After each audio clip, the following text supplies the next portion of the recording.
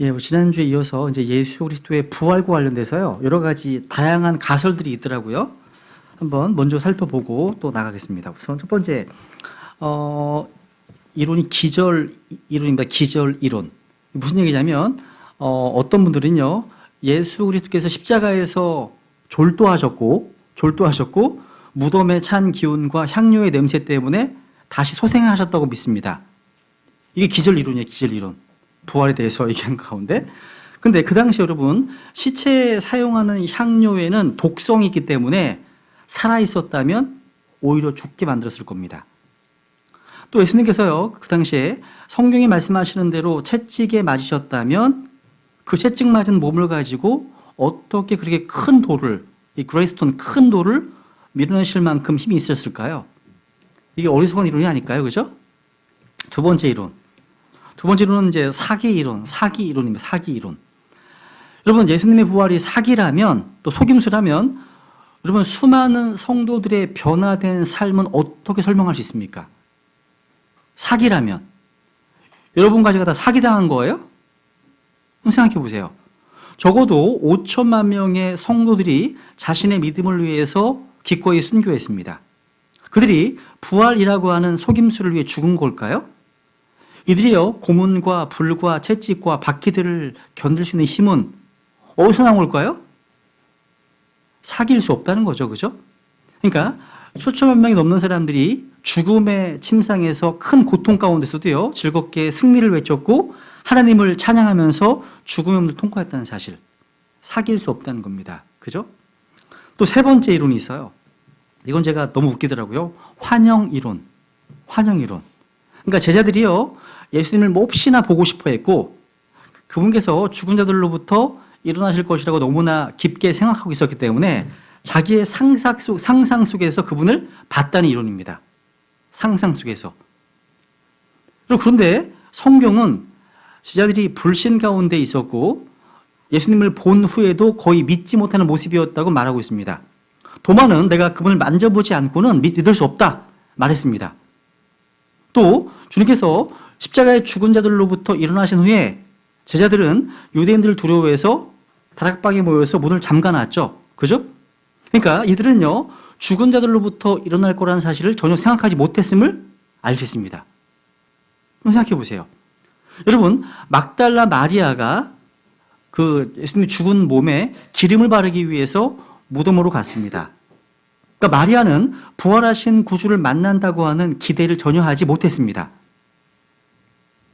환영이론이 될 수 없다는 얘기예요. 그들은 그분을 보았고 그분을 만졌고 그분과 함께 먹었고 마셨고 또 500명의 형제들이 또 거기에 예수님의 부활을 목격했다는 것이 성경이 증언하고 있습니다. 이게 다 환영입니까? 이게 상상입니까? 아니라는 거죠. 여러분, 이런 게 있잖아요. 예수님께서 그 십자가에 죽으시고 부활하신 후에요. 승천하시기까지 며칠 동안 이 지상에 계셨죠? 주님께서?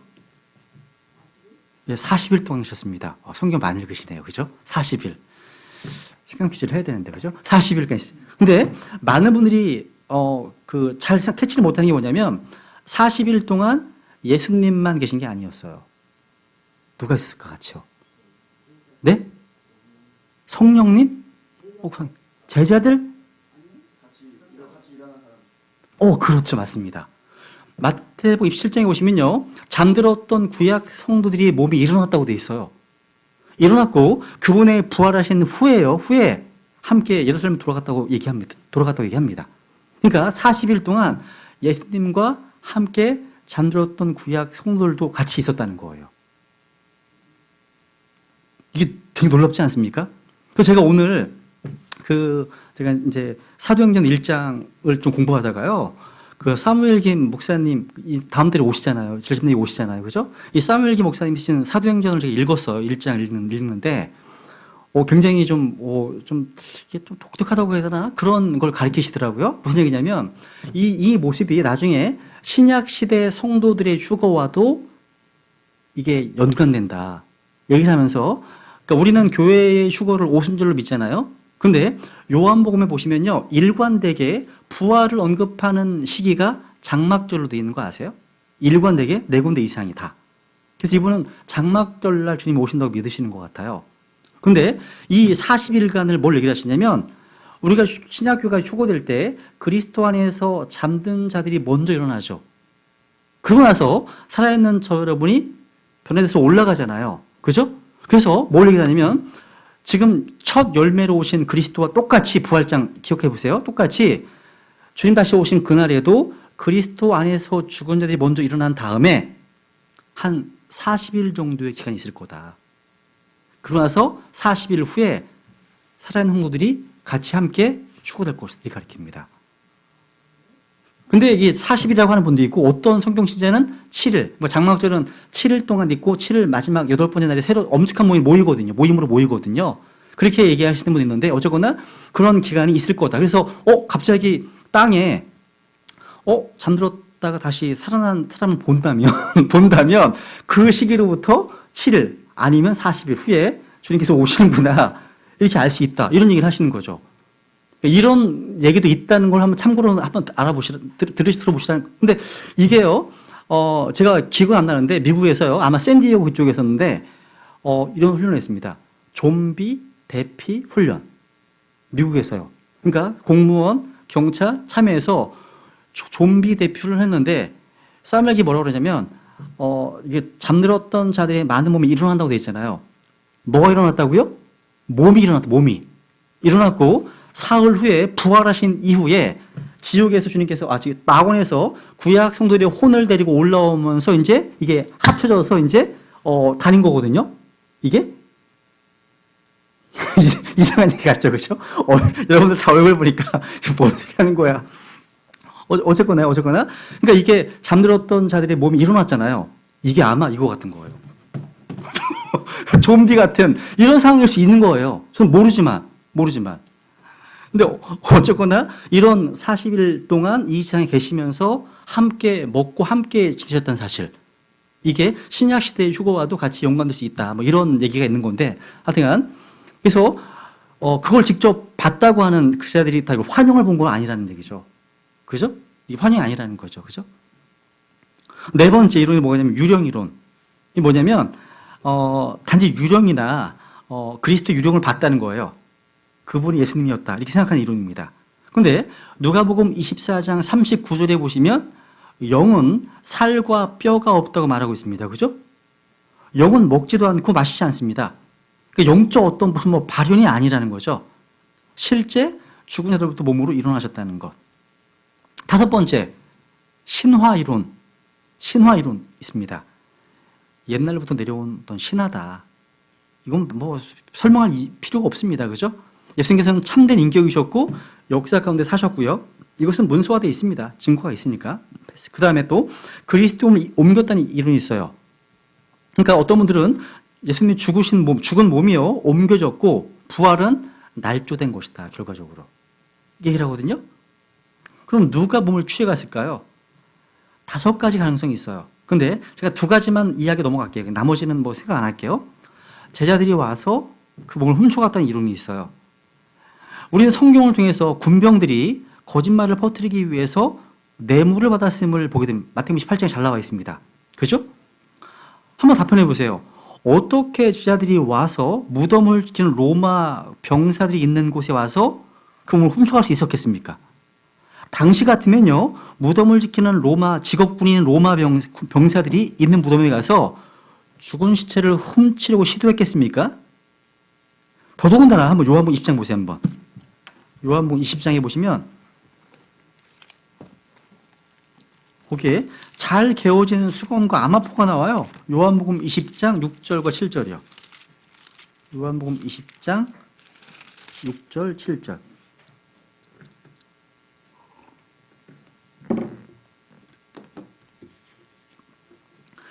그 뒤 시몬 베드로가 그를 따라와서 돌무덤에 들어가 보매 아마포가 놓여 있고 또 그분의 머리 주변에 있던 수건은 아마포와 함께 놓이지 않고 함께 개인 채 한 곳에 따로 놓여 있더라.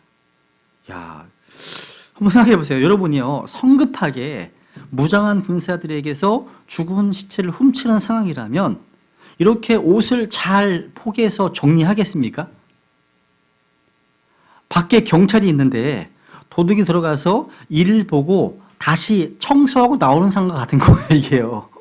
그럴 수 없다는 거죠, 여러분. 이것은 예수님께서 실제로 무덤에서 몸으로 일어나셨다는 것으로만 설명이 됩니다. 그래서 베드로는 사도행전 2장 24절에서 이렇게 말하고 있잖아요. 하나님께서 그분을요, 사망의 고통에서 풀어 일으켜 세우셨으니 그 까닭은 사망의 그분을 붙들 수 없었기 때문이라. 그리고 뭐 두 마리아가 옮겼다 이론도 있어요. 두 마리아가 옮겼대요. 근데 이 돌이 엄청 크거든요. 그레이트 스톤입니다. 여자 2명 가지고 안 되면 택도 없습니다. 여러 가지 이론이 있어요. 그러니까 이거 다 패스하고요. 결론이 뭐냐? 예수 그리스도께서 자신이 말씀하신 대로 죽은 자들로부터 일어나셨다는 거예요. 이 결론입니다. 두 번째. 여러분, 예수님의 부활은요, 개인적이고 가시적이고 육신적이었습니다. 육체적인 겁니다. 한번 마태복음 28장 보세요. 마태복음 28장 6절. 마태복음 28장 6절.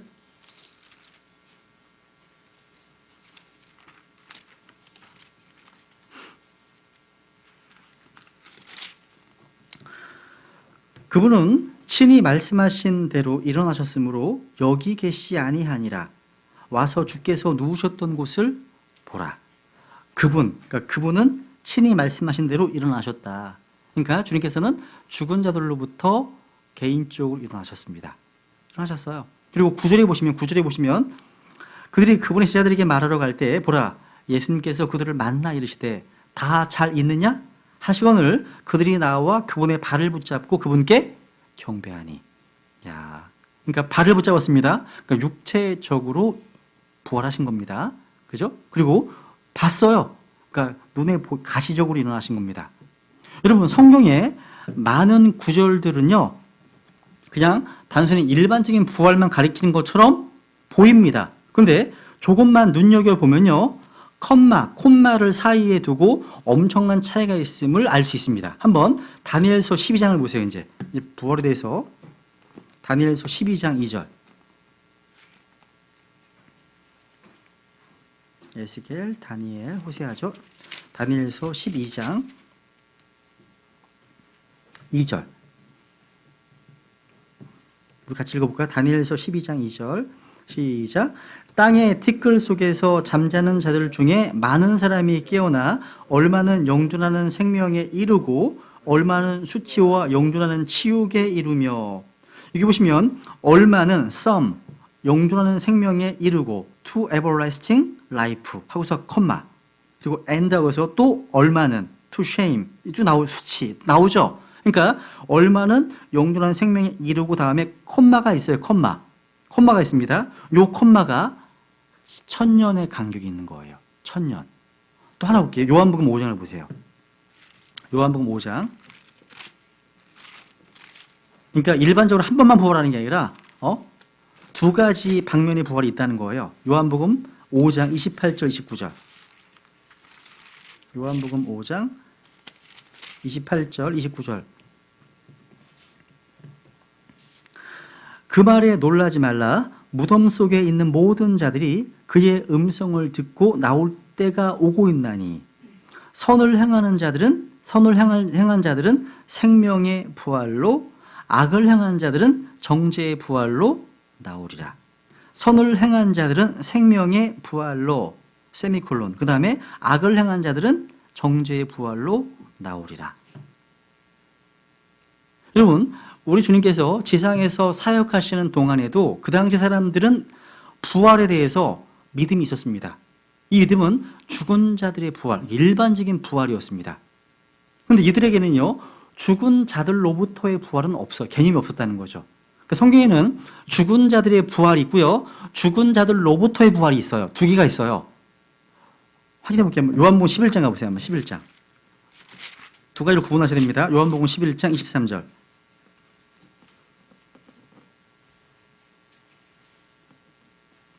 여기 나사로의 이제 사건입니다. 나사로의 사건인데 예수님께서 그녀에게 이르시되 내 오라비가, 나사로죠, 오라비가 다시 일어나리라 하시니라. 이게 뭐냐면 이거 뭐예요? 죽은 자들로부터의 부활이에요. 이건요. 그죠? 이해가시죠? 그 다음 보세요. 그 다음 24절. 마르다가 그분께 이르되 마지막 날 부활할 때에 그가 다시 일어날 줄 내가 아나이다 하매. 마지막 날 부활 다 일어나지 않겠습니까? 이건 바로 죽은 자들의 부활입니다. 일반적 부활이에요. 이게요. 앞에 마르다가 부활하는 거 뭐예요? 나사로가 부활하는 거는 죽은 자들로부터의 부활. 따라해보세요. 죽은 자들로부터의 부활. 따라해보세요. 죽은 자들로부터의 부활. 한 번 더. 시작. 네. 예, 로부터. from. 네. 죽은 자들로부터의 부활. 여러분, 부활이 없다고 믿었던 사두개인들이요, 부활에 대해서 있으면 시험했습니다. 그때 한번 누가복음 앞에 가볼까요? 20장. 오늘날 자유주의 신학자들과 같은 이 사두개인들입니다. 부활도 안 믿고 영도 안 믿고 이건 안 믿습니다. 근데 이들이 부활에 대한 주제를 가지고서 우리 주님을 시험했어요. 그죠? 누가복음 20장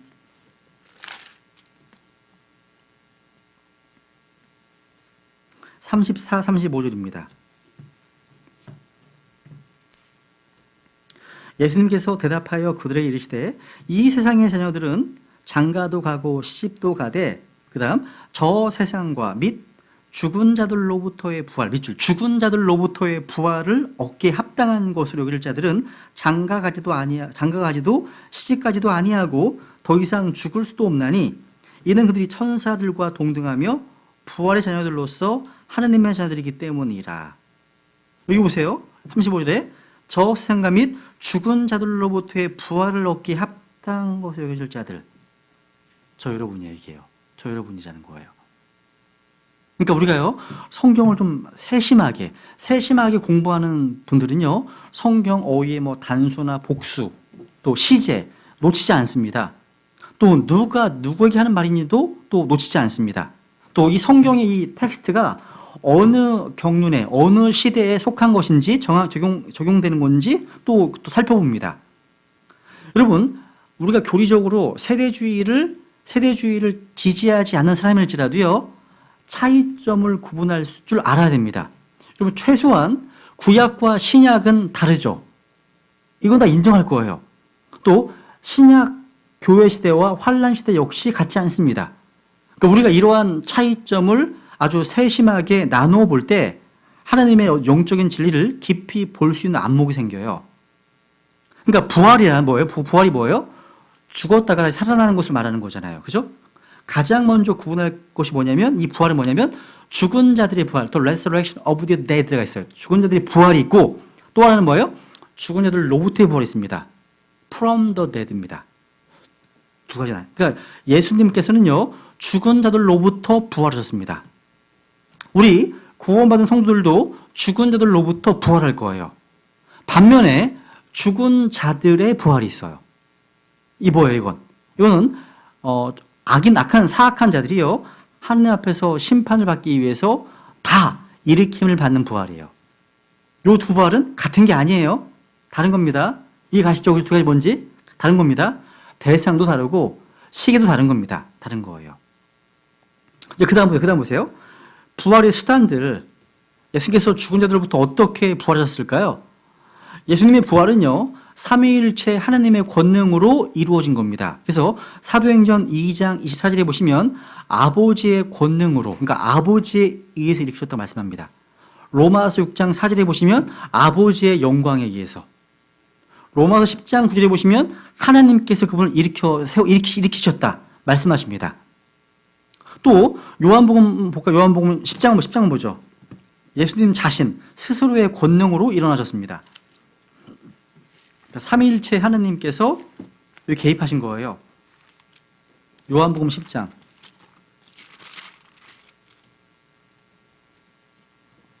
요한복음 10장 17절. 이러므로 내 아버지께서 나를 사랑하시나니 이는 내가 내 생명을 다시 취하려고 그것을 내놓기 때문이라. 아무도 그것을 내게서 빼앗지 아니하며 내가 스스로 그것을 버리노라. 내게는 그것을 버릴 권능도 있고 그것을 다시 취할 권능도 있노라. 나는 이 명령을 내 아버지에게서 받았느니라 하시니라. 여기 보시면 내게는 그것을 버릴 권능도 있고 그것을 다시 취할 권능도 있노라 말씀하십니다. 주님은요, 자기의 생명을 버릴 권능도 있고 취할 권능도 있습니다. 다시 말해서 죽을 수도 있고 또 다시 살아날 수도 있습니다. 여러분, 이러한 권능을 소유하신 분은 바로 하나님 한 분뿐이십니다. 하나님 한 분이십니다. 여러분, 저와 여러분들은 죽었다가 다시 살아나는 것을 마음대로 할 수 없어요. 그죠? 그런 사람은 아무도 없잖아요. 주께서는요, 자신이 생명이고 부활이심을 선포하고 계신 겁니다. 이 삶과 죽음을 자기 마음대로 주관할 수 있는 분은 바로 하나님밖에 없습니다. 이는 바로 예수님과 자기 스스로가 바로 하나님이심을 선포한 거예요, 이게요. 그죠? 세 번째, 주님께서는요, 성령님에 의해서 다시 살리심 받았습니다. 그래서 로마서 8장 11절에 보시면, 이거 하나 찾아볼까요? 로마서 8장 11절. 로마서 8장 11절.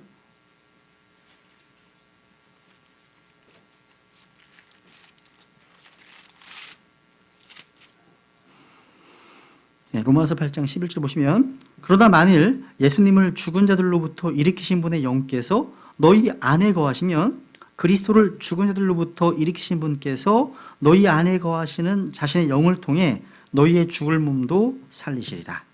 그러니까 예수님을 죽은 자들로부터 일으키신 분의 누가요? 영께서. 그러니까 예수 그리스도의 부활에는 아버지의 권능, 또 예수님 스스로 자신의 권능, 또 성령님에 의해서, 그러니까 삼위일체 하나님의 개입에 의해서 부활하신 겁니다. 다섯 번째, 예수님의 부활하신 몸은 어떤 몸이에요?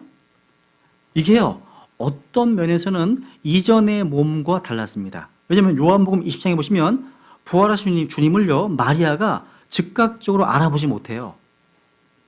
다른 모습이었나 봐요. 못 알아봤습니다. 또 요한복음 21장에 보시면 제자들 역시 바닷가에서 물고기 잡을 때 주님을 바로 알아보지 못했습니다. 그분을요. 또 마가복음 16장에 보시면 이거 하나 볼게요. 마가복음 16장. 여기 another form이란 말 나와요. 어떤 다른 형태로 바뀌신 거예요. 마가복음 16장 12절. 엠마오라는 두 제자에게 나타나셨잖아요. 주님께서. 그죠? 근데 왜 못 알아봤을까 그들이요? 12절 이렇게 보세요. 12절. 그 뒤에 그들 중에 두 사람이 걸어서 시골로 갈 때 그분께서 어떤 모습으로요? 다른 모습으로 another form. 그러니까 모양이 바뀐 거예요. 다른 모습으로 그들에게 나타나시니라. 그러니까 부활하신 예수님의 모습은요, 다른 모습이었습니다. 그러니까 우리 주님은요, 자기 모습을 마음대로 다 바꿀 수 있는 분이십니다. 무슨 영화 보는 것 같잖아요. 그렇죠? 자유자재로 터미네이터도 아니고 그렇죠? 이런 분이십니다. 그런데 또 어떤 면에서는 이전의 몸과 유사했습니다. 유사했어요. 여러분, 예수님께서는요, 부활하신 이후에 그대로 살과 뼈가 있었습니다. 살과 뼈가 있었어요. 한번 누가복음 24장에 보세요. 한번 누가복음 24장에 보시면 부활하신 주님의 모습이요, 살과 피가 아니에요. 살과 피가 아니라 살과 뼈가 있었습니다. 24장 39절.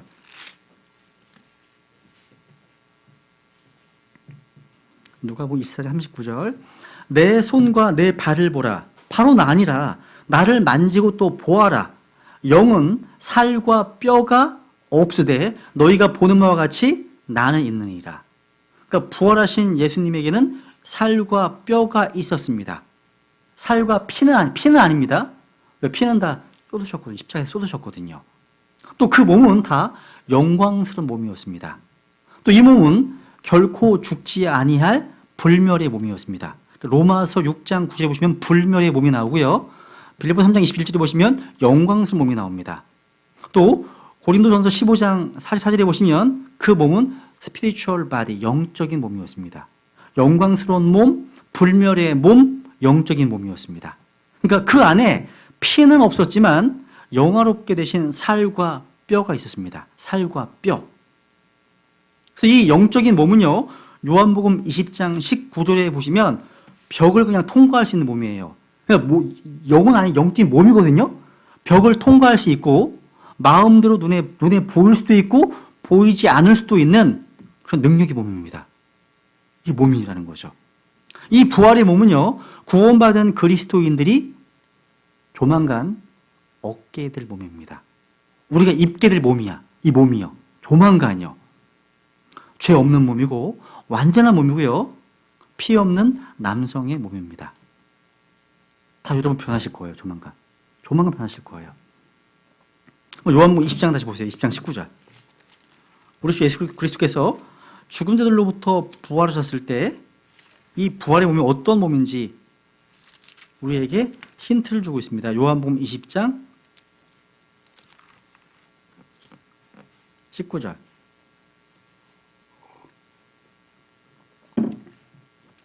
그 뒤 같은 날 곧 주의 첫날 저녁 때 제자들이 유대인들을 두려워하여 모인 곳에서 문들을 닫았는데 예수님께서 오셔서 한 가운데 서서 그들에게 이르시되 너희에게 평강이 있을지어다 하시니라. 지금 부활하신 주님께서요, 문이 다 닫혀있는 상황에서 그냥 한가운데 오셨습니다. 벽을 뚫고 오신 거죠. 그죠? 근데 여러분, 이러한 부활하신 몸이요, 로마서 8장 29절에 보시면 우리가 자신의 아들의 형상과 같은 모습으로 일치하도록 예정되어 있습니다. 우리가요. 그분의 모습과 일치하도록. 그래서 그분께서 자신이 미리 아신 자들을 또한 예정하사 자신의 아들의 형상과 같은 모습이 되게 하셨다. 말씀하고 있습니다. 사도 요한은 이렇게 얘기하잖아요. 보라, 지금은 우리가 하나님의 아들들이다. 하나님의 아들들입니다. 아들들이에요. 자매님들도 아들들입니다. 성경이 말씀하시잖아요. 그러니까 우리가 나중에 변하게 될 부활의 몸은 바로 예수 그리스도께서 영광스럽게 변화된 그 몸과 일치하게 될 겁니다. 그래서 하늘에 가시면 시집 가거나 결혼하지 않습니다. 하나님의 천사들과 같습니다. 여러분, 성경에 나오는 모든 천사는 성이 뭐예요? 성이 남성입니다. 남성. 성경 어디에도요 중성의 천사는 없습니다. 성이 없는 천사는 없어요. 또 날개 있는 천사도 성경에 안 나와요. 창세기부터 계시록까지 보면 다 날개 있는 천사, 날개 있는 어떤 주제가 나온다면 마귀적입니다. 마귀적인 거예요. 이 주제는 이제 마귀론 천사를 공부할 때 살펴볼 거고요. 그리고 부활하신 주님께서는요 음식을 드실 수 있었습니다. 저희 어머니께서는요 이게 항상 관심이 뭐냐면 나중에 우리 몸이 바뀌면 변화되면 먹을 수 있니? 고기도 먹을 수 있니? 먹는데 무지 관심이 많으셨어요. 먹을 수 있어요. 주님께서 음식을 드셨거든요. 물고기를 드셨거든요. 먹을 수 있습니다. 그리고 때때로 그분께서 누구신지 알아볼 수도 있었습니다. 알아볼 수 있는 몸이셨습니다. 그런데 주님께서는요, 그 부활한 몸은요, 일반적인 자연 법칙에 방해받지 않으시는 몸이에요. 그러니까 벽을 통과해 지나갈 수 있는 물질을 통과해서 여러분 그 예전에 고스트라는 영화 본 적 있어요? 고스트? 패트릭 스웨이지 나오고 데미 모어 나온 거. 야, 거기 보면 그 패트릭 스웨이지가 문을 보잖아요. 통과해서 보고 있잖아요. 그죠? 진짜 보잖아요. 이게 근거가 없는 게 아니에요. 그렇습니다, 여러분. 부활의 몸은 바로 그런 몸입니다. 물질을 통과해서 진행할 수 있습니다. 또 갑자기 사라질 수도 있습니다. 안 볼 수도 있어, 갑자기요. 그리고 어떤 자연 법칙에 제한받지 않으십니다. 중력의 법칙에. 승천하셨잖아요. 위로 올라가셨잖아요. 쭉 올라가셨잖아요. 그죠? 그런 몸입니다. 여섯 번째. 부활의 결과들. 이 부분은 겹치는 부분이 많아서 짧게 하겠습니다. 첫 번째. 부활은 하나님의 존재를 입증하는 겁니다. 부활은요. 하나님이 없다면 어떻게 예수 그리스도께서 죽은 자들로부터 일어났겠습니까? 그러니까 하나님께서 그분을 부활시키셨기 때문에 주님 일어나신 겁니다. 하나님이 계시다면 그분은 죽은 자를 일으킬 수 있습니다. 여러분, 절대자가 계시다면 모든 남녀노소 할 것 없이 모든 사람들이 이 땅에 살았던 삶에 대해서 하나님 앞에 서서 회개보고를 해야 할 겁니다. 그렇게 되려면 죽은 사람이 미리 어느 시점에 다시 부활해야만 하는 겁니다. 그러니까 하나님이 계시다면 심판이 있고 심판이 있다면 육적인 부활이 있어야 합니다. 그러니까 이 부활이 죽은 자들의 부활인지 죽은 자들로부터의 부활인지 그 차이밖에 없는 겁니다. 두 번째, 예수님과 관련해서는요, 그분의 신성을 확인한 겁니다. 로마서 1장에 사실 말씀하고 있죠? 그리고 그분의 죄 없는 삶을 입증한 겁니다. 부활을 통해서. 죄가 있다면 부활 못 하시는 거죠. 그죠? 그 다음에 부활하신 말미암아 그분의 중보 사역이 가능해진 거예요. 중보 사역이. 부활하셨기 때문에 우리를 중보하고 계시잖아요. 지금 현재 하늘에서요. 그리고 그리스도의 부활은요, 예수님께서 다시 일어나실 것이라고 하는 구약의 예언들을 다 성취한 겁니다. 성취했어요. 또 구원받지 못한 자들과 관련해서는요, 부활은 하느님의 심판의 증거예요. 한번 사도행전 17장 보세요. 사도행전 17장 31절.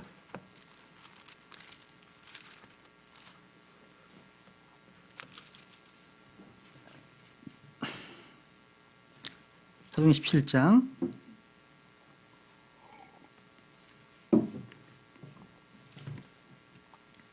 30절. 하나님께서 이같이 무지하던 때를 눈감아 주셨으나 이제는 모든 곳에서 모든 사람에게 회개하라고 명령하시나니 이는 그분께서 한 날을 정하사 그날에 자신이 정하신 그 사람을 통하여 세상을 의로 심판하실 터이기 때문이라. 그분께서 그 사람을 죽은 자들로부터 살리심으로써 모든 사람들에게 그 일에 대한 확신을 주셨느니라 하니라. 그러니까 부활은 이뤄진 자들 관련해서는 바로 하나님의 심판의 증거입니다. 부활은 모든 사람이 일어나게 될 것을 보증해 줍니다. 의인은 영원한 생명으로, 또 불의한 자는 정죄의 부활로 그렇게 심판을 받습니다. 그리고 이스라엘 민족과 관련해서도 하나님의 약속을 성취했습니다. 이건 사도행전 10장에 찾아보시면 금방 알 수 있고요. 구원받은 성도 관련해서는 부활은요, 로마서 4장에 보시면 우리의 칭의의 근거가 됩니다. 로마서 4장 25절에 보시면 칭의의 근거가 돼요. 그분께서는 우리의 범죄로 인하여 넘겨주셨으며 우리의 칭의를 위하여 다시 일으켜 주셨느니라. 우리의 칭의를 위해서. 우리의 모든 죄가 다 사면되었다는 증거, 그분의 부활입니다. 부활이에요, 부활. 그리고 이 부활은 우리가 부활될 것이라고 하는 부활의 소망이 되고요. 그리고 새로운 생명의 기초가 됩니다. 부활은요. 여러분, 그리스도인의 부활의 권능은요, 미래에 우리가 변화될 몸에 대한 소망만 있는 것이 아니라 현재 그 부활의 권능을 우리가 경험할 수 있습니다. 현재. 한번 요한복음 11장을 보세요, 한번 생각해 보세요. 요한복음 11장.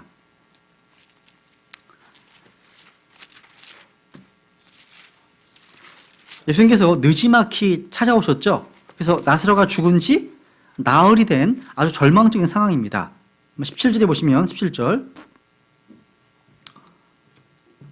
그때 예수님께서 와서 보시니 그가 무덤에 누운 지 이미 나흘이나 되었더라. 그런 예수님에 대해서 마르다와 마리아의 섭섭한 모습이 역력해요. 한번 21절부터 21절. 그때 마르다가 예수님께 이르되 주여 주께서 여기 계셨더라면 내 오라버니가 죽지 아니하였으리이다. 느껴지세요? 또 32절. 그때 마리아가 예수님 계신 곳에 와서 그분을 보고 그분의 발 앞에 엎드려 그분께 이르되 주여 주께서 여기 계셨더라면 내 오라버니가 죽지 아니하였으리이다 하더라. 지금 마르다가 집착하고 붙들고 있는 것은 시제를 보면 패스트, 과거입니다. 과거. 그러니까 다시 되돌릴 수 없는 어떤 아픔, 희한이 마르다를 지금 꽉 붙들고 있는 것으로 보여요. 여기 마르다, 마리아 두 자매 공통점이 하나 있는데 뭐냐면 예수님께 오빠가 죽은 것에 대한 책임을 돌리는 전가의 모습이 나와요. 오빠가 죽은 것에 대한. 그때 23절에서 이렇게 말씀하시잖아요. 예수님께서 그녀에게 이르시되 내 오라비가 다시 일어나리라 하시니라. 놀라운 말씀입니다. 그죠? 이 말씀을 듣고 난 이후에 마르다의 태도가 어떻습니까? 아까 읽은 마르다 그분께 이르되 마지막 날 부활할 때 그가 다시 일어날 줄 내가 아나이다 하며.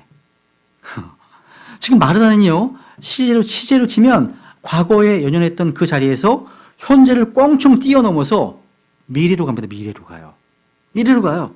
그러니까 미래로 가서 마지막 날 부활할 때는 다시 살 줄을 내가 믿습니다. 아나이다. 이렇게 얘기하는 겁니다. 여러분, 마르다의 믿음에서 뭐 어떤 결함이 발견되어집니까? 뭐가 빠졌어요, 현재? 제가 얘기했잖아요, 지금 현재. 이 그녀의 믿음은 현재가 빠져 있다는 거예요. 그때 예수님께서는 그 유명한 I am을 말씀하시는 거죠. 한번 같이 읽죠. 25절. 시작.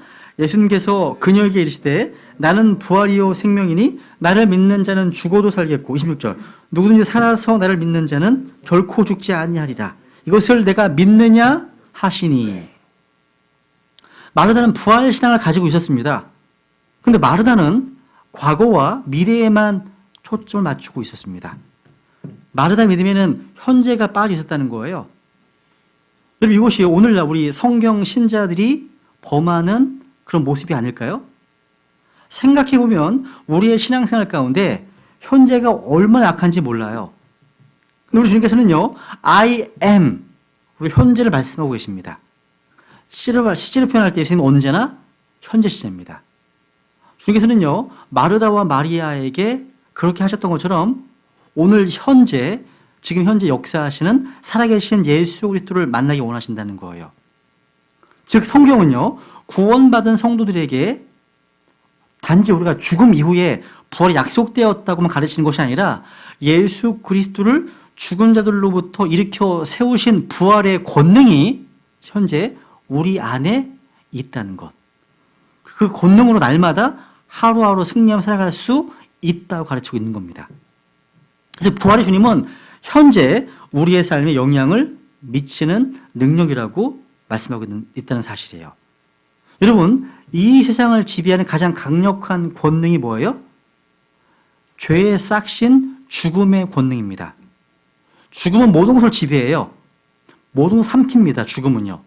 아무도 이 죽음의 세력을 대적할 수가 없어요. 그런데 여러분, 죽음의 권능보다 더 강력한 파워가 있다는 사실을 알고 계십니까? 그게 뭐예요? 죽음을 패배시킨 부활의 권능입니다. 부활의 권능이 있다는 거예요. 한번 에베소 1장 보세요. 에베소 1장 9절. 에베소 1장 19절입니다.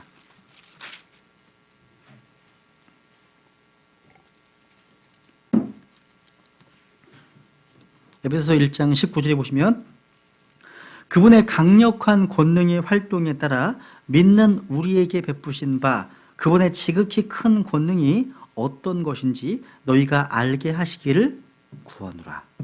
바울의 기도 제목이었습니다. 기도 제목이었어요. 그분의 지극히 큰 권능이 어떤 것인지 너희가 알기를 구한다. 이 권능을 빌립보서 3장 10절에서는 부활의 권능, 부활의 권능이라고 표현하고 있습니다. 여러분, 바울이요, 부활장에서 선언했던 승리의 외침 한번 들어보세요. 한번 고린도전서 15장 보세요. 한번 고린도전서 15장.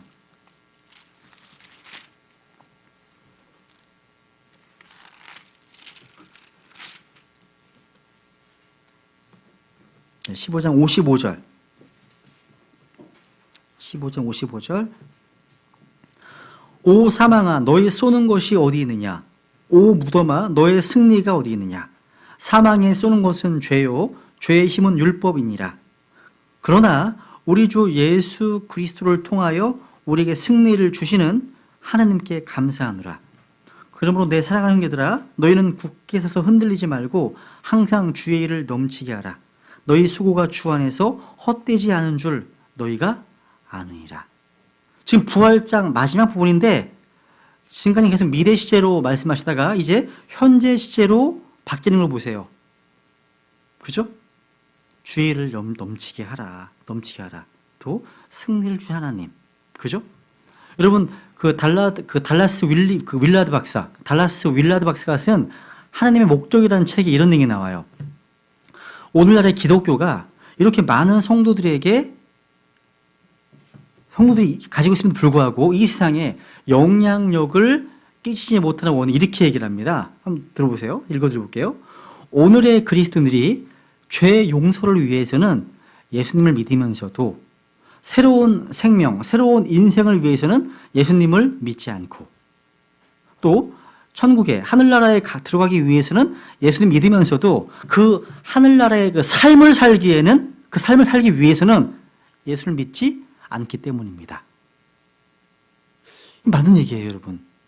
또 죽음 이후의 삶을 위해서는 예수님 믿지만 오늘의 삶을 위해서는 예수를 믿지 못하는 때문이다. 이렇게 얘기했습니다. 한번 생각해 보세요.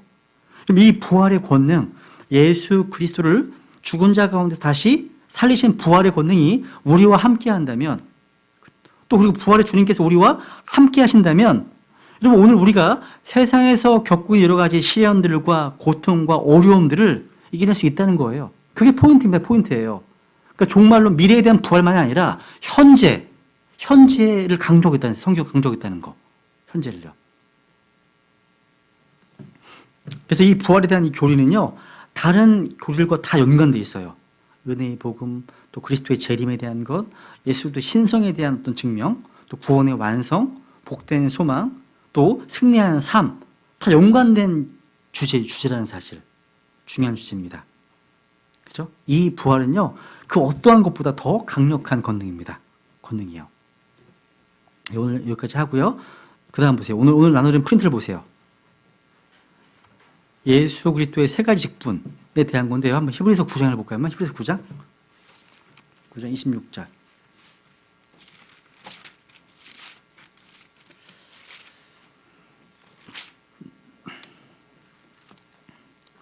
아마 다음 주에 마무리하고요. 그 다음 주에 시험 테스트를 보는 걸로 할게요. 그래서 그 예수님의 사역에 대해서 그 내용은, 사역에 대한 내용도, 뭐 현재 사역, 과거, 미래 사역에 대한 내용들은요, 이전에 제가 강의했던, 그 신학을 강의했던 걸 참고하시면 좋을 것 같고, 예, 그간 다음 주 강의 끝나고 그 다음 주에 시험 보는 걸 하겠습니다. 우선 히브리서 9장을 보세요. 26절. 그러더라면 그분께서 반드시 세상의 창건 이래로 자주 고난을 당하셨어야 할 것이라. 그러나 이제 세상 끝에 그분께서 단 한 번 나타나사 자신을 희생물로 드려 죄를 제거하시느니라. 그러니까 단 한 번 나타나사, 그죠? He appeared, 나타나셨습니다. 과거입니다. 죄를 제거하셨습니다. 28절. 이와 같이 그리스도께서도 많은 사람의 죄들을 담당하시려고 단 한 번 들어주셨으며, 또 자신을 기다리는 자들에게 죄와 상관없이 두 번째 나타나사 구원에 이르게 하시리라. 미래에 대한 얘기입니다. 미래에 대한 얘기예요. 또 24절에 보시면 현재 우리를 위해서 하나님 앞에 나타나 계시는 분이십니다. 현재 시제. 그러니까 과거, 현재, 미래가 다 나와 있죠. 그죠? 여러분, 우리는 지금까지 이제 예수님의 인격에 대해서 공부를 했어요. 이제 사역에 대해서 공부하려고 하는데요. 우리가 주님께서 누구신지 분명하게 알지 못한다면 그분의 하신 사역도 이해할 수 없다는 사실이에요.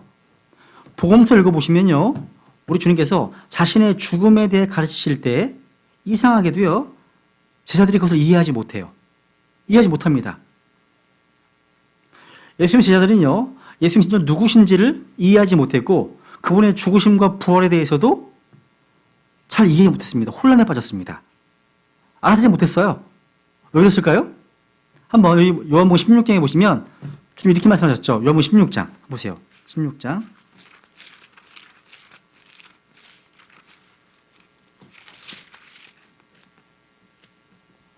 12절. 내가 아직 너희에게 말할 것이 많으나 지금은 너희가 그것들을 감당하지 못하리라. 그러나 그분 곧 진리의 영께서 오시면 너희를 모든 진리 가운데로 인도하시니 그분은 스스로 말씀하지 아니하시고 무엇이든지 자기가 들을 것만을 말씀하시며 앞으로 일어날 일들을 너희에게 보이시리라. 왜 단번에 모든 것을 다 말씀해 주지 않으셨을까요? 예수님께서 누구신지 분명히 알기 전까지는 그분의 사역을 이해하는 것이 불가능하기 때문입니다. 실제로 여러분, 제자들은 부활의 빛 아래에서만 주님의 사역을 이해할 수 있게 되었어요. 그러니까 주님이 누구신지 알아야만 우리가 지금부터 보려고 하는 주님의 세 가지 사역에 대해서도 이해할 수 있습니다. 예수님의 직무에 대해서는요, 세 가지 기능이 있어요. 대언자, 제사장, 왕입니다. 왕. 세 가지 직분을 갖고 계십니다. 그렇다고 이 세 가지 직분을 동시에 수행하신 것은 아닙니다. 순서대로 수행하십니다. 우리 주께서 대언자로서의 사역은요, 창조 때부터 부활 승천하실 때까지 이미 수행하셨고, 제사장으로서의 사역은요, 승천하신 때부터 교회가 휴거될 때까지 수행하십니다. 그리고 왕으로서의 사역은 7년 대환란 마지막 시기에 이 땅에 재림하신 때부터 하나님 아버지께 왕국을 넘기셔서 하나님께서 모든 것 안에서 모든 것이 되실 때까지 행하실 겁니다. 대언자, 제사장, 왕의 사역. 예수님은 한 분이시죠, 그죠? 우리는 그분을 나눌 수 없습니다. 그런데 그분의 사역의 본질에 있어서는 이 세 가지 기능을 담당하고 계십니다. 왜 예수님께서 이 세 가지 기능을 담당하셨을까요? 우리에게 대원자가 필요한 이유는요, 우리가 죄에 대한 무지로부터 해방되고 구원받을 필요가 있기 때문입니다. 그러니까 죄에 대한 타락, 이 타락의 결과 우리는 사람들이 무지의 상태에 빠졌음을 알게 되었습니다. 그래서 에베소 4장에 보시면 죄 가운데 있는 사람 비참한 상태를 묘사하면서 우리가 어둠 가운데 있어요. 그죠? 어둠 가운데 있습니다. 이사야서 9장 2절에 보면 어둠 속에 다니던 백성이 큰 빛을 보았다고 되어 있습니다. 또 정죄는 이것이니 곧 빛이 세상에 왔을 때 사람들이 자기가 악함으로 빛보다 어둠을 더 사랑한 것이니라. 여기 보시면 죄는 무지와 어둠입니다. 어둠. 근데 주님께서는 빛으로 오셨기 때문에 이제 그 죄를 핑계할 수 없다고 말씀하십니다. 우리가 죄의 무지로부터 해방되기 위해서는 대원자이신 예수 그리스도가 필요합니다. 이것만이 아니에요. 우리는 죄책으로부터 해방될 필요가 있습니다. 그러니까 죄에 대한 책임과 형벌로부터. 그죠? 그래서 누가 필요한 거예요? 제사장이 필요한 겁니다. 죄책으로 인해서 우리는 우리를 대신해서 하느님 앞에 나아갈 누군가가 필요합니다. 그래서 예수 그리스도께서는 바로 제사장의 기능을 맡으셔야 합니다. 물론 우리는 죄의 지배로부터 해방되어야 하는데 성경은 예수 그리스도 재림하실 때 죄의 존재 자체로부터 해방될 것이라고 말씀하고 있습니다. 그러니까 죄의 형벌로부터의 구원, 또 죄의 권능으로부터의 구원, 또 죄의 존재 자체로부터의 구원 다 연관되어 있는 거예요. 또 영적으로는요, 우리가 이미 해방되었다는 표현을 또 말씀하십니다. 고로새 1장 13절에 보시면 그분께서 우리를 어둠의 권능에서 건져내사 자신 사랑하는 아들의 왕국으로 옮기셨다 말씀하십니다. 예수 그리스도께서 우리 안에서 이러한 권능을 가지신 왕의 역할을 하실 때만 비로소 일하실 수 있는 겁니다. 이렇게 얘기할 수 있습니다. 대원자로서의 그리스도는요, 하나님을 대신해서 말하고 또 하나님으로부터 오는 말씀을 우리에게 전합니다. 대원자는. 하지만 제사장으로서의 그리스도는요, 우리를 대신해서 하나님께 말씀을 합니다. 그러니까 하나님 앞에서 우리를 대표하시는 것도 마찬가지 필요한 거예요. 또 왕으로서의 그리스도는요, 새로운 인류를 대표하는 머리십니다. 그렇게 이해할 수 있어요. 이렇게 삼중 사역을 이해하는 것이 아주 유익합니다. 가치 있는 일입니다. 여러분 알다시피 구약에는요, 제사장, 왕, 대원자가 등장하는데 이 기능들은 서로 다른 사람들이 나눠 맡았습니다. 근데 이 세 직분이 주 예수 그리스도 안에 존재합니다. 다. 그래서 여기 이제 거기 빨간색으로 제가 표현해 놨죠. 삼중 사역에 대한 개요라고 해가지고 과거, 대원자, 구속, 죄의 형벌로부터의 구원, 칭의. 그죠? 현재는 뭐예요? 제사장. 죄의 권능으로부터의 구원 받고 있습니다. 구원받고 있는 건 현재예요. 권능으로부터 성화와 연관되어 있고요. 미래. 왕으로서 죄의 존재로부터 구원받을 겁니다. 영화롭게 된 glorification, 영화와 연관되어 있습니다. 그래서 이것이 바로 과거, 현재, 미래가 다 같이 나와요. 그래서 계시록 1장 8절에 보시면 우리 주 예수 그리스도께서 지금도 계시고 또 이전에도 계셨고 앞으로 오실 분 언급되어 있습니다. 이 세 가지 사역을 구체적으로 과거, 현재, 미래로 나눌 수 있다는 거죠. 첫 번째 대원자. 대원자는 어떤 존재죠? 구약 성경에서 대원자는요, 언제나 하나님의 사람, 하나님으로부터 온 메신저, 하나님으로부터 온 말씀을 받은 사람이라고 불립니다. 대원자들은 다양한 방법으로 하나님의 말씀을 전했습니다. 그러니까 주님께서 내게 말씀하시니라. 아니면 주의 말씀이 꿈이나 환상을 통해서 또 임했다는 표현도 볼 수 있습니다. 어쨌든 대원자는 사람들을 가르치기 위해서 하나님께 메시지를 받아 전하는 사람이라고 할 수 있습니다. 근데 이게 전부가 아니에요. 여러분 대원자가요, 미리 말하는 예언뿐만 아니라 여기에는 책망과 견책과 어떤 훈계 다 포함되어 있어요. 책망, 견책, 훈계, 경고 다 포함되어 있다는 사실이에요. 무엇이면 마찬가지예요. 주님께서는요, 성육신하시기 전에도 마찬가지예요. 그러니까 대원자로서의 사역을 하셨습니다. 굉장히 많이요. 그러니까 주의 천사로 활동하셨습니다. 근데 성육신하신 후에 이 세상에서 주님께서 대원자로 직무를 수행하셨다는 거죠. 한번 요한복음 8장 12절에 보시면요, 나는 세상의 빛이다 하면서 하시면서 나를 따르는 자는 어둠 속을 걷지 아니하고 생명의 빛을 소유하리라 말씀하십니다. 그리고 요한복음 1장 18절에 보시면 아무도 어느 때나 하나님을 보지 못하였을 때 아버지의 품속에 계신 독생자께서 그분을 밝게 드러내셨다 말씀하십니다. 그러니까 아무도 보지 못한 하나님에 대한 지식과 그분의 어떠하심을 밝게 드러내 보여주셨습니다. 바로 아들이 아버지를 선포하신 거죠. 그죠? 승천하신 이후에도요, 대원자적인 기능을 수행하고 계십니다. 어떤 면에서요? 지금도 성령님을 통해서 말씀하시는 측면에서요. 현재요. 그래서 여러분, 육신을 입고 이 땅에 오시기 전에도, 또 육신을 입고 오신 이후에도, 또 승천하신 이후에도 대원자적 기능을 수행하시다고 말씀드릴 수 있습니다. 그 다음에 제사장, 좀 속도를 낼게요. 제사장이신 그리스도에 대해서는요, 제사장은 하나님 앞에서 우리를 대표하는 존재입니다. 백성들을 위해서 하나님께 말씀드리는 자예요. 대원자는 하나님의 메시지를 가지고 사람에게 나오고요, 제사장은 사람을 대신해서 하나님께 나아갑니다. 그죠? 우리는 죄의 어둠과 무지에서 해방되어야 될 뿐만 아니라 우리 죄에 대한 책임과 형벌로부터 해방되어야 됩니다. 그런데 주님께서 바로 이런 역할을 하신다는 거죠. 제사장은 본질적으로 두 가지 일을 하는 중보자예요. 하나는 희생 제사를 통해서 하나님과 화해하게 하는 겁니다. 또 하나는요, 사람들을 대신해서 중재 역할을 합니다. 중재 역할. 여러분, 예수 그리스도와 구약에 묘사되어 있는 제사장이었던 사이에는 한 가지 커다란 차이가 있어요. 구약의 제사장은 뭐냐면 자신이 바칠 희생물로 양이나 동물을 가지고 구해야 했습니다. 하지만 예수님의 경우에는요, 제사장과 희생물이 하나였습니다. 하나였어요. 그죠? 예수 그리스도는 제사장이십니다. 뭘 드렸습니까? 그분께서?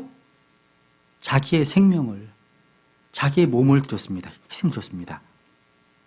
여러분, 성경에서 예수 그리스도를 직접적이고 분명하게 제사장이라고 묘사하는 책이 한 권뿐이에요. 어떤 책이죠? 한 권뿐이에요. 히브리서입니다. 히브리서. 다른 구절에서는 암시는 되어 있지만 직접적으로 묘사하는 책은 히브리서입니다. 히브리서. 주님께서는요, 현재 대제사장으로서의 사역을 수행하고 계십니다. 마치 레위기 16장에 보면요, 대제사장이 1년에 한 번 속죄일 날에 백성의 죄들을 사해 줄 짐승의 피를 가지고 휘장을 지나서 지성소에 들어가서 하나님께 중보한 것처럼 예수님께서도요, 부활하셔서 하늘의 휘장을 지나서 하늘의 장막의 지성소로 들어가셨습니다. 현재 그리스도께서 대제사장의 사역을 수행하는 곳은 이 땅이 아니라 어디예요? 하늘입니다. 하늘이요. 하늘. 한번 레위기 16장을 가지고서 한번 대제사장 사역을 말씀드려 볼게요.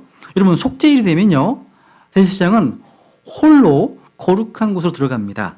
그리고 영광과 아름다움을 나타내는 예복을 벗고 물로 몸을 씻은 뒤에 아마포옷을 입고 관을 씁니다.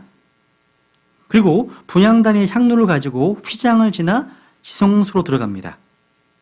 그리고 이 향로에 향을 올려놓아서 연기가 나게 하고 언약궤 위에 있는 긍휼 자리로 나아가서 그걸 가려지게 하는 거예요. 향로로 가려지게 하는 거예요. 왜? 긍휼 자리를 가리지 않으면 죽습니다. 죽임당하거든요. 그런 다음에 대제사장은요, 지성소에서 빠져나와서 회막들로 나가서 회막들에서 자기와 자기 집을 위해서 죄 헌물로 잡습니다. 소를 잡습니다. 그 소의 피를 취해서 다시 휘장을 지나서 지성소로 들어갑니다. 그리고 피 묻은 손가락으로 긍휼의 자리 안에 동편에 7번 피를 뿌립니다. 자기를 위해서, 자기 가족을 위해서 피를 뿌립니다. 먼저. 그런 다음에 대제사장은요, 회막들로 나가서 속죄 헌물로 제비 뽑은 염소를 잡고 그 피를 취해서 세 번째로 지성소에 들어가서 소의 피를 뿌린 것과 마찬가지로 염소의 피를 뿌립니다. 이것은 이스라엘 온 회중의 죄를 속하는 겁니다. 그 다음 뜰로 나와서 놋 번제단으로 가서는 그 제단의 뿔들에 수송아지 염소의 피를 바르고 다음에는 손가락으로 그 위에 7번 뿌려서 단을 정결케 합니다. 그 다음에 대제사장은요, 속죄 염소라고 불리는 살아있는 염소를 취해서 그 머리 위에 두 손을 얹은 다음에 이스라엘 백성들의 죄를 고백합니다. 이렇게 해서 이스라엘 백성들의 죄들을 속죄 염소의 머리 위에 얹어 놓은 뒤에 적당한 사람을 시켜서 그것을 광야로 내보냅니다. 그래서 이스라엘 백성의 불법을 짊어진 염소는요, 사람이 살지 않는 광야로 보내받아 그곳에 남게 되는 거예요. 대제사장이었던 아론은요, 다시 성막이 거룩한 곳으로 돌아와서 아마봇을 벗고 몸을 씻은 뒤에 영광과 아름다움을 나타내는 예복을 입고 회막들로 나아갑니다. 이렇게 제사장의 모습을 드러낼 때까지 백성들은 하나님께서 죄의 헌물로 드리는 헌물을 받으셨는지 받지 않으셨는지 궁금해하면서 기다립니다. 만일 예상보다 더 오래 지체되면 그들은 그 헌물을 하나님께서 거절하시고 대제사장을 죽이시지 않았나 두려워하게 됩니다. 그때 그들은 대제사장의 옷 끝에 달린 그 종에서 소리가 나는가 들어봅니다. 소리가 나면 하나님 받으셨구나. 안도하게 되고 소리가 나지 않으면 죽었구나. 받지 않으셨구나. 알게 됩니다. 대제사장은 영광과 아름다움의 예복을 입고 나와서 노제단으로 다시 가서 자기와 백성들을 위해 태운 헌물을 드리는데 이것은 죄를 지은 이스라엘 백성이 하나님과 다시 정결케 되었음을 나타낸 징표입니다. 이제 이것을요, 예수님께 적용시켜 볼게요. 예수님께서는요, 하늘의 영광을 취하지 아니하시고 자신을 무명한 자로 여기셔서 영광과 아름다움의 예복을 벗고 섬기기 위해서 인간의 아마포를 입으셨습니다. 그렇다고 해서 그분께서 지성소에 향을 드리거나 혹은 자기를 위해서 속죄음을 드리는 일을 할 필요가 없습니다. 왜냐하면 그분은 죄가 없기 때문이죠. 대신에 그분께서는 온 세상을 위한 죄헌물을 드려야 됐습니다. 우리 여기서 알 수 있는 것은요, 하나의 속죄헌물로는 예수님께서 이루신 두 가지 일을 상징적으로 나타낼 수 없다는 거예요. 먼저 그리스도께서는요, 죄로 인해서 죄헌물이 되셔서 죽으셨습니다. 그리고 나서 죽은 자들로부터 살아나셔서 휘장을 지나서 하늘의 성막에 있는 지성소로 승천하셔서 세상 죄를 모두 속죄, 대속하기 위해서 자기 피를 헌물로 드리셨습니다. 이것은 이스라엘 백성들이요, 두 마리 염소를 사용한 것으로 예표할 수 있습니다. 첫 번째 염소는 속죄 헌물이 되어 죽임당하신 거고, 두 번째 염소는요, 속죄 염소가 되어서 백성의 죄를 뒤집어 쓴 채 광야로 쫓겨났습니다. 대제사장은 짐승의 피를 가지고 1년에 단 한 번 지성소에 들어갔지만, 우리 대제사장에서 예수님 그리스도께서는요, 자기의 피를 가지고 하늘에 있는 지성소에 단 한 번 들어가셨습니다. 만약 그렇게 하지 않으셨으면 주님께서는요, 창세 이후에 매년 고난을 받고 피 흘리셔야 했을 겁니다. 우리 대제사장에서 예수님께서는요, 휘장 안으로 자기의 피를 가지고 가셔서 현재 그곳에 머물러 계십니다. 거기서 대제사장으로서 임무를 충실히 이행하고 계십니다. 그러다가 이 대속죄일이 끝나게 될 때 주님은 대제사장의 옷을 벗으시고 대신에 왕으로서 영광 중에 다스리기 위해서 이 아름다운 왕복을 입고 오실 겁니다. 재림하실 겁니다. 땅에 있는 성막에는 대제사장이 앉을 수 있는 의자가 없었습니다. 왜냐하면 헌물을 드려야 되니까. 근데 우리 대제사장에서 예수님께서는요, 자신을 대속으로 다 한 번 드린 뒤에 하나님의 왕좌 우편에 지금 현재 앉아 계십니다. 이 왕자 현재 은혜의 왕자예요. 은혜의 왕자. 너무 빨리 했죠, 제가. 그죠? 다시 한번 들어보시면 될 것 같고요. 이제 마지막 하나 더. 이제 왕으로서의 사역인데요. 이게 뭐냐면, 데살로니가서 4장에 보시면요, 주님께서 이 땅에 오시고 나서 하실 일입니다. 그러니까 예수님께서 대제사장으로서의 일을 마치시면 하나님 아버지의 왕자를 떠나서 자신과 약혼한 교회를 만나기 위해서 이 땅에 대기권으로 오실 겁니다. 그죠? 이게 우리의 소망이잖아요. 한번 확인해 보죠. 데살로니가전서 4장입니다. 데살로니가전서 4장 15절.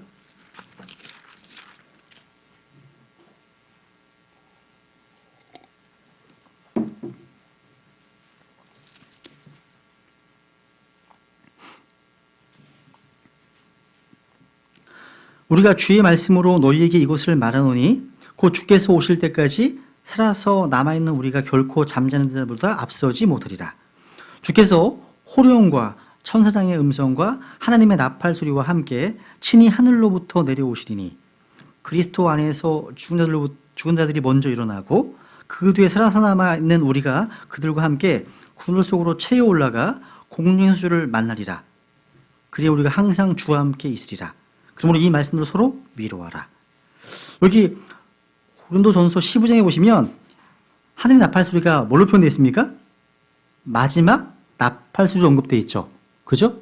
그래서 아까 제가 그 강의하기 전에 여러분과 교제할 때 말씀드렸잖아요. 그리스도 안에서 죽은 자들이 일어날 때는 퍼스트 트럼프, 첫 번째 나팔 소리가 들릴 거고, 그리고 나서 이제 어느 정도 시간이 지나고 나서 이제 라스트 나팔 소리, 그러니까 마지막 나팔 소리가 들릴 거라고 한 거예요. 이게 그런 얘기입니다. 그 사이에. 그 기간이 뭐 7일이냐, 40일이냐 이런 얘기는 이제 의견이 있다는 거 말씀드린 거예요. 여러분, 주님께서 이 땅에 오시면 자기의 신부를 데리러 하늘로 올라가셔서 그리스도의 심판석에 앉아서 성도들을 심판하실 겁니다. 그래서 여러분들의 행위에 따라서 보상을 주고 티나 주름이 없는 영광스러운 교회로 만드실 겁니다. 이게 우리 미래예요, 미래. 그 다음에는 이제 어린이 혼인잔치가 있게 되죠. 이 혼인잔치가 끝나면 그리스도께서는 아버지로부터 왕국을 넘겨받고 하늘의 군대를 거느리고 지상으로 다시 오셔서 아마겟돈을 벌이시고 그 이후에 자신의 영광의 왕자에 앉아서 민족들을 양과 염소로 나누는 심판을 행하십니다. 이 민족의 심판이죠. 그 다음 비로소 천년왕국이 시작되는 거예요. 그러니까 성경 여러 구절을 읽어보면 하나님께서 다윗 왕의 아들로서 영원히 다스릴 한 왕국을 지상에 세우려겠음을 우리가 분명히 알 수 있습니다. 어쨌거나 그래서 세 가지 사역 정리해보면 첫 번째 뭐라고요? 첫 번째 대언자로서, 그죠? 대언자로 나타나셨고, 지금 현재는 뭐예요? 현재는 제사장으로서 사역하고 계시고 나중에 왕으로서 다시 나타나실 겁니다. 그러니까 대언자, 제사장, 왕. 요 그림은 꼭 기억하시면 좋겠습니다. 요 좀 되게 중요한 거예요. 대언자, 제사장, 왕. 이 사역에 대해서. 네. 오늘은 여기까지만 하고요. 다음 주에 이제 마무리하고요. 그리고 그 다음 주에 시험 보는 걸로 하겠습니다. 네, 이상입니다.